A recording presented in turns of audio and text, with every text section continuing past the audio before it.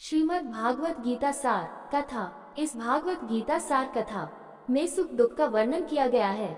इस भागवत गीता में मानव के लिए हर अच्छे और बुरे कर्मों का वर्णन दिया गया है। दोस्तों, आप सभी चैनल को सब्सक्राइब लाइक करते हैं, जिसमें आप लोगों को कुछ नहीं मिलता, पर इस चैनल पर जीने की राह और ज्ञान भरी बातें मिलती है।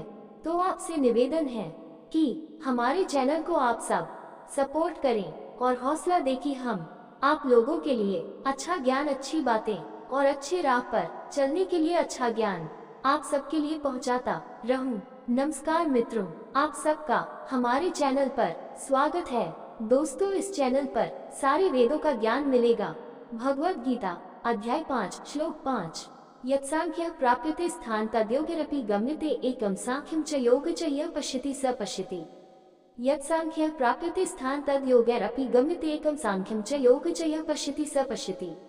यज्जो सांख्य कर्म संन्यास द्वारा प्राप्यते प्राप्त होता है, स्थानम स्थान तत्व योगी भक्ति पूर्वक कर्म करने से अपि भी गम्यते प्राप्त होता है, एक सांख्यम कर्मों का त्याग च और योगम कर्म योग च और यह जो पश्यति देखता है, स वह व्यक्ति पश्यति वास्तव में देखता है। यत् सांख्य प्राप्यते स्थान तद योगैरपि गम्यते एकम सांख्यम च योग च यः पश्यति स पश्यति। अनुवाद: जो परम पद कर्म संन्यास से प्राप्त होता है, वही भक्ति पूर्वक कार्य करने से भी प्राप्त होता है। अतः जो लोग कर्म संन्यास और कर्म योग को एक समान मानते हैं, वे वास्तव में वस्तुओं को उनके वास्तविक स्वरूप में देखते हैं। आध्यात्मिक साधना में मन की मंशा ही मायने रखती है, बाहरी क्रियाकलाप नहीं।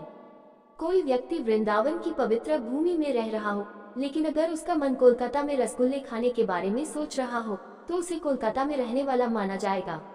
इसके विपरीत, अगर कोई व्यक्ति कोलकाता के शोरगुल के बीच रहता है और मन को वृंदावन की दिव्य भूमि में लीन रखता है, तो उसे वहां रहने का लाभ मिलेगा। सभी वैदिक शास्त्रों में कहा गया है कि हमारी चेतना का स्तर हमारे मन की स्थिति से निर्धारित होता है। मन एवं मनुष्य न कारण बंध मोक्ष पंचदशी। मन ही बंधन का कारण है और मन ही मोक्ष का कारण है। जगत गुरु श्री कृपालु जी महाराज भी यही सिद्धांत बताते हैं। बंधन और मोक्ष का कारण मन ही बाखायाते कौनियो भक्ति करु मन ते हरिध्यात्म भक्ति शतक श्लोक 19। बंधन और मोक्ष मन की स्थिति पर निर्भर करते हैं। आप जिस भी प्रकार की भक्ति करना चाहें, मन को ईश्वर के ध्यान में लगाए रखें। जो लोग इस आध्यात्मिक दृष्टि से संपन्न नहीं है, वे कर्म सन्यासी और कर्मयोगी के बीच बाह्य भेद देखते हैं तथा कर्म सन्यासी को बाह्य त्याग के कारण श्रेष्ठ बताते हैं। लेकिन जो लोग विद्वान हैं, वे देखते हैं कि कर्म सन्यासी और कर्मयोगी दोनों ने ही अपने मन को ईश्वर में लीन कर लिया है, इसलिए वे दोनों अपनी आंतरिक चेतना में एक समान हैं। भगवद गीता अध्याय 5 श्लोक 6। संन्यासस्तु महाबाहो दुःखमाप्तुमयुगत योगयुक्तो मुनिर्ब्रह्म न चिरेणाधिगच्छति। संन्यास्तु महाबाहो दुःखाप्तो न योगतः योगयुक्तो मुनिर्ब्रह्म न चिरेणाधिगच्छति। संन्यास त्याग तू, परंतु महाबाहु दुखम संकट आप तुम प्राप्त करता है, अयोगता कर्मयोग के बिना, योगयुक्ता कर्मयोग में निपुण, मुनि ब्रह्म न चिरेण शीघ्रता से अधिगच्छति जाता है। संन्यास्तु महाबाहु दुख अब तो न योगतः योगयुक्तो मुनिर्ब्रह्म न चिरेणाधिगच्छति। अनुवाद: हे महाबाहु अर्जुन, भक्ति पूर्वक कर्म किए बिना पूर्ण त्याग कर्म संन्यास प्राप्त करना कठिन है, किंतु जो मुनि कर्मयोग में निपुण है, वह शीघ्र ही परम पद को प्राप्त कर लेता है। हिमालय की एक गुफा में रहते हुए एक योगी को लग सकता है कि उसने त्याग कर दिया है, लेकिन उस त्याग की परीक्षा तब होती है जब वह शहर लौटता है।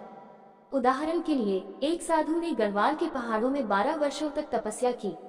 वह कुंभ मेले नामक पवित्र मेले में भाग लेने के लिए हरिद्वार आया था। मेले की हलचल में किसी ने गलती से अपना जूता साधु के नंगे पैर पर रख दिया। साधु क्रोधित हो गया और चिल्लाया, क्या तुम अंधे हो? क्या तुम नहीं देख सकते कि तुम कहाँ जा रहे हो? बाद में उसे क्रोध पर काबू पाने के लिए पश्चाताप हुआ और उसने विलाप किया, पहाड़ों में 12 वर्षों की तपस्या शहर में एक दिन रहने से धुल गई। संसार वह अखाड़ा है जहाँ हमारे त्याग की परीक्षा होती है।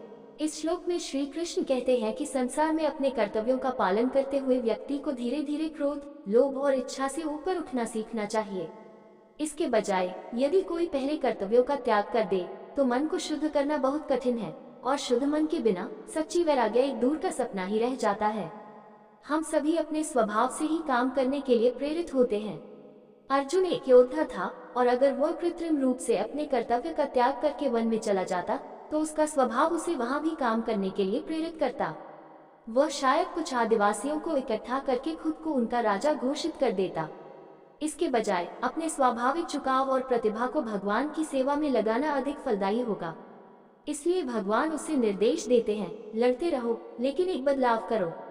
पहले तुम एक राज्य को बचाने की उम्मीद में इस युद्ध के मैदान में आए थे। अब इसके बजाय बस अपनी सेवा को निस्वार्थ भाव से भगवान को समर्पित करो। इस तरह तुम स्वाभाविक रूप से मन को शुद्ध करोगे और भीतर से सच्चा त्याग प्राप्त करोगे। एक कोमल और कच्चा फल उस पेड़ से चिपक जाता है जो उसे जन्म देता है और पोषण देता है, लेकिन वही फल जब पूरी तरह पक जाता है तो अपने पालनकर्ता से अपना संबंध तोड़ लेता है। इसी तरह भौतिक अस्तित्व से कर्म योगी को अनुभव मिलता है जो ज्ञान में परिपक्व होता है। जिस तरह गहरी नींद केवल उन लोगों के लिए संभव है जिन्होंने कड़ी मेहनत की है, उसी तरह गहन ध्यान उन लोगों के पास आता है जिन्होंने कर्म योग के माध्यम से अपने मन को शुद्ध किया है। दोस्तों, आपसे निवेदन है कि हमारे चैनल को आप लोग सपोर्ट करें। ये वीडियो अच्छा लगा हो तो लाइक शेयर सब्सक्राइब जरूर करें। धन्यवाद।